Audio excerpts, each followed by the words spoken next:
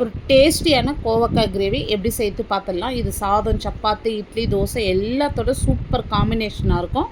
ஒரு பேன் வச்சுட்டு 2 ஸ்பூன் வேர்க்கடலை லைட்டாக செவந்து வந்ததும் 1 ஸ்பூன் தனியா, 2 ஸ்பூன் வெள்ளை எள்ளு, 1/2 ஸ்பூன் சீரகம், 1/2 ஸ்பூன் மிளகு, 1 ஏலக்காய், ஒரு 3 கிராம்பு, 2 துண்டு பட்டை சேர்த்துட்டு நல்லா வறுந்து வந்ததும் பாருங்கள் ஒரு பாதி அளவுக்கு செவந்து வந்ததும் இது எல்லாமே 2 ஸ்பூன் பொடியாக நறுக்கிற தேங்காய், ஒரு 4-5 முந்திரி பருப்பு சேர்த்து நல்லா வறுபட்டதும் ஒரு சின்ன துண்டு புளி சேர்த்து நல்லா வறுத்து விட்டுங்க. இதை ஆறின பிறகு ஒரு மிக்சி ஜாரில் சேர்த்து நல்லா நைஸாக அரைச்சி எடுத்துங்க.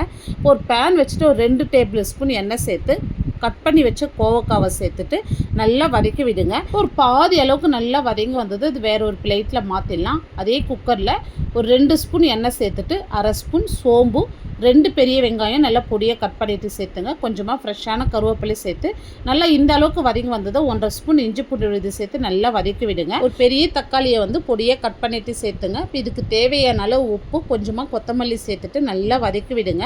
நல்லா வதங்கி வந்தது வீட்லேயே அரைச்ச குழம்புத்தூள் 3 ஸ்பூன், 1/2 ஸ்பூன் சில்லி பவுடர் சேர்த்துருங்க. நம்ம அரைச்ச மசாலா இதோடு சேர்த்துட்டு மிக்சி ஜார்லேயே கொஞ்சமாக தண்ணி சேர்த்துட்டு இதோடு சேர்த்துங்க. இது நல்லா ரா ஸ்மெல் போகிற வரைக்கும் நல்லா வதக்கி விட்டு நம்ம வதக்கின கோவக்காவும் சேர்த்து ஒரு 3 நிமிஷத்துக்கு நல்லா வதக்கி விடுங்க. மசாலாலேயே இது நல்லா வதங்கி வந்த பிறகு தேவையான அளவு தண்ணி, கொஞ்சமாக பொடியாக நறுக்குன கொத்தமல்லி சேர்த்து குக்கர் மூடி போட்டு ஒரு 3 விசில் மட்டும் விட்டு எடுத்துங்க. ஒரு அருமையான டேஸ்ட்டில் கோவக்காய் கிரேவி ரொம்ப சூப்பராக பண்ணியிருக்கோம். இந்த வீடியோ டீட்டெயிலாக அளவுகளோடு பார்க்கணுன்னா கீழே இருக்கிற ப்ளே பட்டனை கிளிக் பண்ணி பாருங்கள். இந்த வீடியோ பிடிச்சிருந்தால் லைக் பண்ணிட்டு சப்ஸ்கிரைப் பண்ணிடுங்க.